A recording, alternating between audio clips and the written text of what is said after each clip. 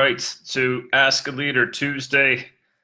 This is Chris Vaisnoras, Ruby Director in USANA, and actually have been a consumer and a distributor and associate since actually 2005. So I've had a lot of experience initially with the product, and then transitioned more so to a full-time business, and have used this the USANA platform to actually help me launch into a number of other business ventures. And long story short, I was able to build a big enough part-time income with USANA to be able to leave my full-time job back in 2011, and have done a number of different entrepreneurial projects, contract consulting, and obviously USANA throughout the last seven years. So for me, USANA has been an enabler to do a lot of other things that I'd never be able to do, and to do a lot of things that would free up my schedule.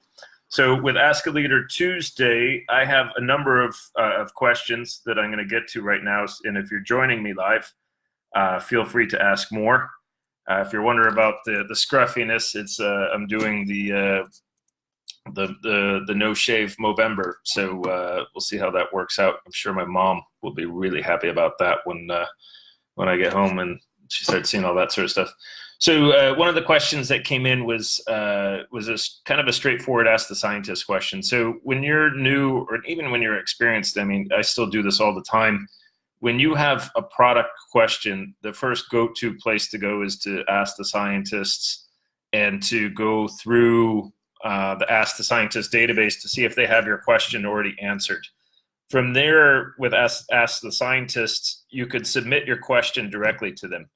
But submitting your question directly to them, they're going to answer product questions, right? So they're not going to give medical advice, and nor should you ask them for medical advice.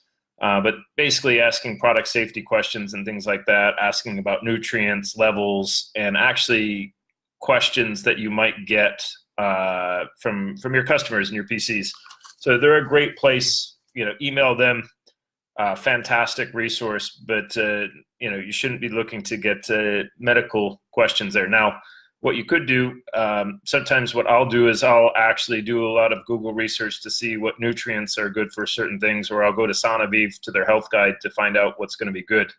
The questions that were being asked specifically was kind of, should I, if I have a child, should I up my dosage to teenagers? What I'd be doing when I'm working with people, the essentials or your usanimals or your body rocks, that's kind of your core. You start with your core, but you really never should look to double up on your core or increase your core.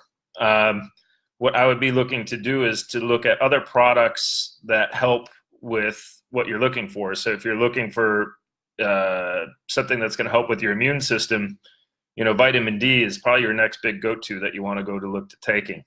And then likewise probiotics. So that's what I'd be doing to expand. I wouldn't be looking to kind of double up on your core products, whether that be your usanimals, your cell essentials, or your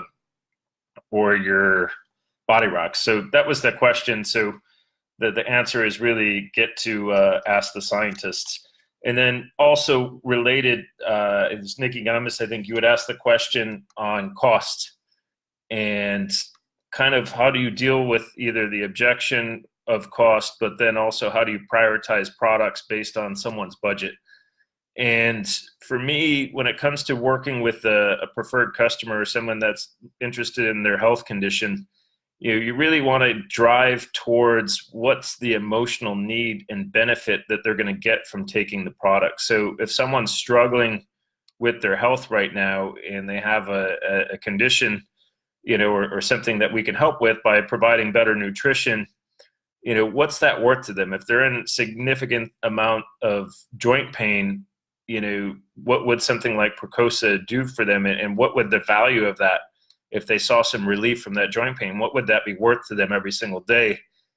And so what I look at is, how do I take something that's a monthly cost and break it down to a daily cost and relate that to the emotional need or want that the preferred customer would have, and that makes it a little bit easier for people to see how that can fit in.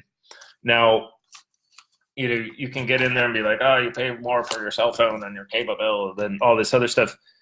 that's not really going to get you very far, because you're dealing with more of the the facts, the numbers, and what have you.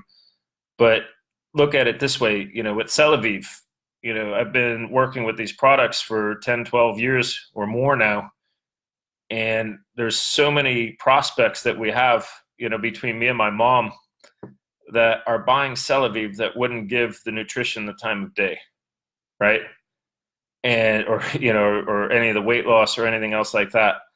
And it's just because and they're spending, I'll buy the full regimen, and then some, and then even leading into buying nutritionals for someone that would never take nutritionals and wouldn't have the money for nutritionals, but they're ready to pop off $250, $300 for a Celavive regimen. And it's more so because they have the emotional need and desire and value towards looking good.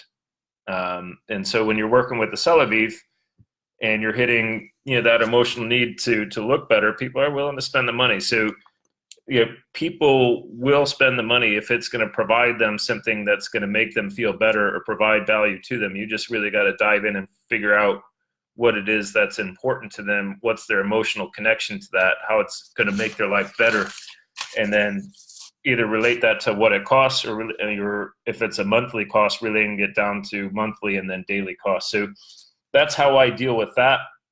Another question came in on overcoming negativity. So that's a tough one, right? And so when you work with people that are, you're going to run into negative people. And so, what I look at doing is, how do I put myself in a position so I'm talking to more of the right people, more of the ideal customer that I'm looking to find. And so in the past, network marketing seemed to be, you talk to everyone and you kind of a lot of times experienced a lot of negativity when you got feedback.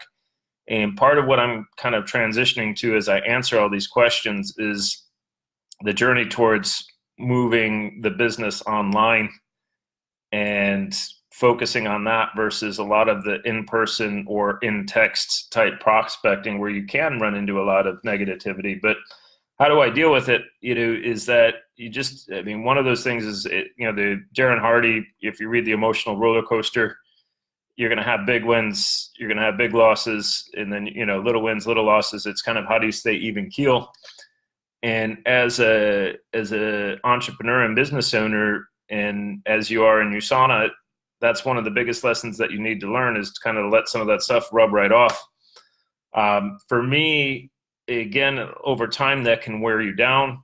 There's things that you need to do daily, things that you should do weekly, and things that you should do quarterly, or every half year or whatever. So when you're looking at the things that you should do every once in a while, let's plug into events, right? So if you're going to live events like the International Convention, the Sweet Retreat, regional events, we've got a number of events coming up in the new year, kind of similar to the New Year, New You. I know I'm looking to host one in Houston. Like, these are opportunities to plug into like-minded people and really recharge your battery, right? You should also look to, the personal development side of things. What are you reading and what are you listening to on a daily basis? For me, I've had to just unfollow so many people on social media because they're constantly negative. So if I am going to get into Facebook, I've kind of not following a lot of people that I found to be pretty negative. So limiting your time on social media, and of course, unplugging your TV.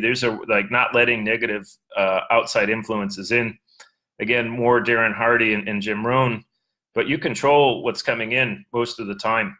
For me, one of the things to control negativity, I cut out my cable like back in 2008, I think it is. It's almost like 10 years.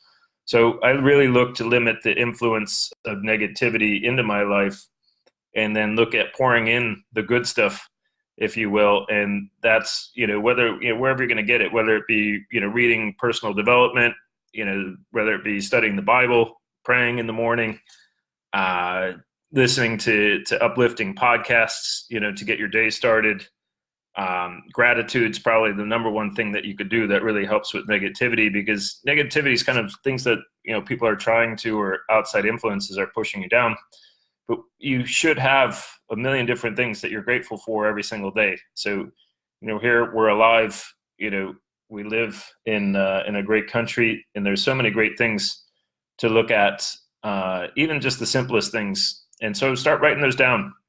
And so those, so overcoming negativity is really start looking at how do you make yourself more positive, eliminate a lot of the negative influences that are in your life, whether they be news or, negative things on social media, or, whatever it happens to be, and then plugging yourself into events and people and gratitude. So that's really how I look to stay a lot more positive in my life. And so leading back towards what another question that was asked, kind of too, that a lot of these start to run into each other and they relate. If I were to go back in time, what would I tell myself as a new USANA associate? And what I would say is there's two things that really stood out.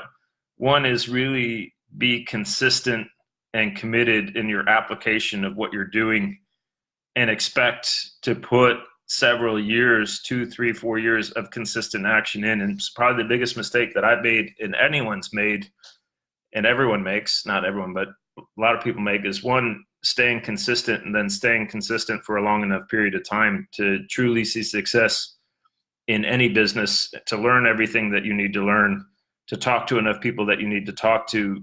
It takes years. I think you kind of hear about quote unquote overnight successes.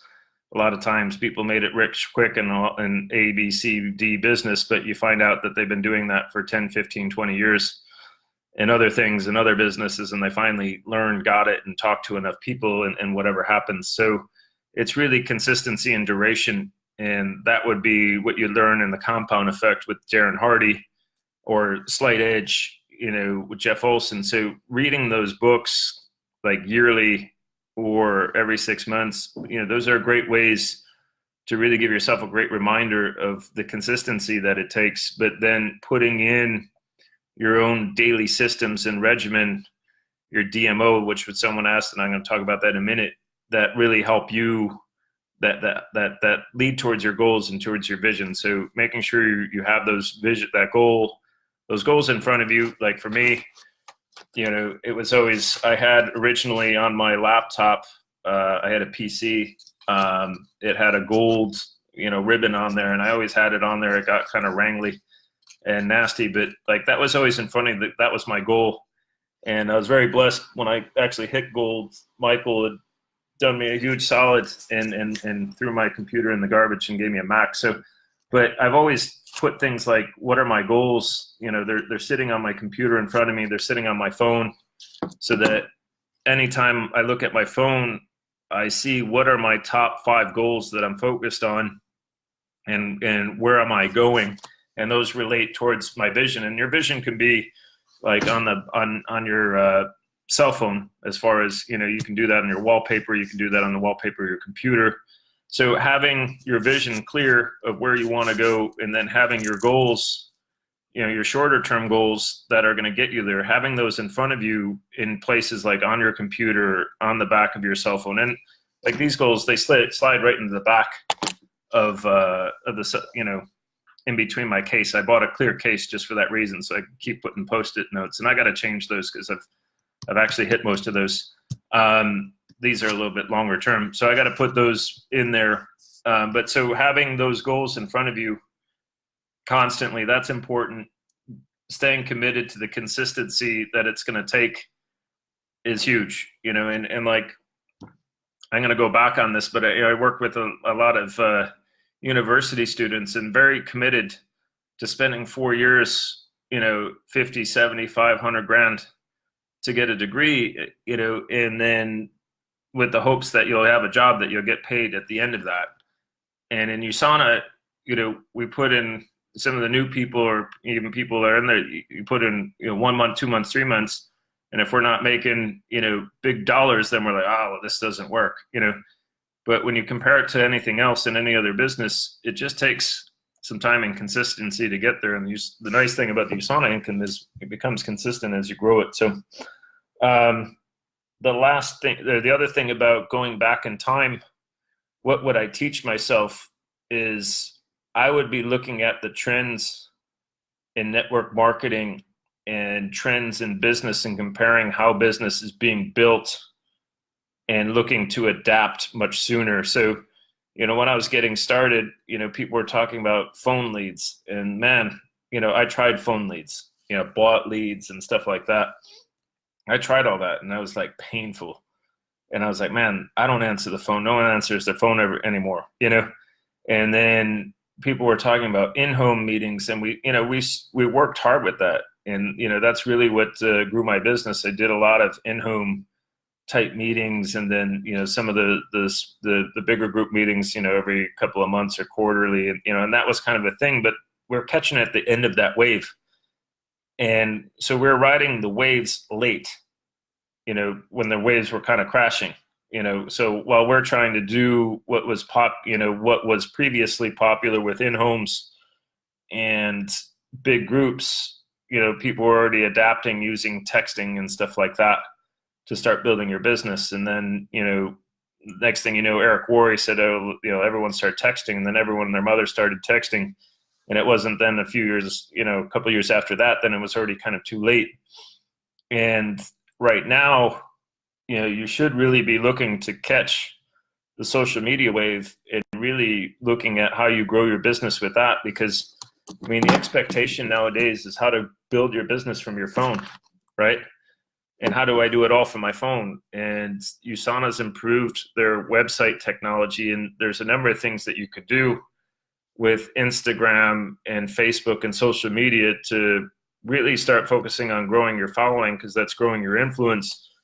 But then being able to work with systems and social media to grow your business in a better way. There's some things that we're doing right now and piloting, with doing sampling and things like that. So I find, and that actually really ties into a lot that I'm doing in some of my other businesses and online products. So I think just being cognizant and aware of what the future is and where the trends are going and how business is being done, and realizing that network marketing also will change and will adapt. And if we keep trying to do the things we did a long time ago, they're not going to work, right? So we need to keep adapting our methods and revising and being aware of those. And so that's been a big focus of mine recently. So answering the question of the DMO and staying motivated and staying consistent. So the motivation and the consistency for me, that's always having a vision and then having goals and steps that lead you to your vision that are always in front of you. And so for me, that's really important for the motivation side. And I find a lot of times I lose my motivation when I lose my vision. And sometimes your vision changes, and so you need to revisit it and see what that is. And sometimes you achieve goals and then you just let things go. And so those are two dangerous periods. When you hit a big rank advancement, a lot of times you may not change your goals or your vision. And internally, your vision may have changed, but as you're looking at things that you've written or created with vision boards and stuff, those aren't changing, you start to lose some of your motivation. So that's one of the things that I do. Consistency in DMO. I actually don't have. I left this other one in my bag, but like I have like a sheet like this. This is last week's, and it has all of. Like I can fold it up in 4. I put it in my pocket, but it has everything that I need to do kind of in a checklist fashion. And I plan out every single day what I need to do every single day, and I can check those off. So I create a DMO based on what my goals are and what I'm looking to achieve. And so every week you want to map out your week, day by day, everything that you need to do, and make sure that that relates to your goals for the week, and that your goals for the week match what your goals are either for the quarter or for the year, and then that ties into your vision. So I start there, and then we go from there. Okay, good. I'm looking at this button that says pause. Hopefully I haven't been talking for 20 minutes and not actually gotten anything, but to work, that'd be nuts. So hopefully that works. So for me, the DMO on the USANA side is changing towards what am I doing to build a social media influence for myself? And what am I doing to build relationships with social media influencers so that as I create new content, make posts, and have people ability to collect leads and things like that, I'm getting better follow-up and more sampling and rates and more lead rates every single day. So those posts, making sure I put up enough personal posts so people can see lifestyle and kind of what I'm all about, but then reposting what other people do. And like reposting lately, I've been doing a lot with that with Instagram, reposting motivational things, reposting nutritional things. And that's really gotten a lot of really good response. People direct messaging me, people that I'm reconnecting with. And so I could see that as I tie that to a way to capture leads and sample, that'll really help build the business. So that's really where I'm focused right now. But that's how any goal that you want to do, start with a big goal, break it down, and then break it down into the daily habits that you need to create to be there, and then create a checklist. And are you getting there? And are you doing, scoring yourself correctly to do that? And that'll really up your honesty in any goal that you're doing. And again, Darren Hardy, Living Your Best Life Ever, and Compound Effect are great examples that you can use to do that. So if there are any other questions, I'm going to end this here.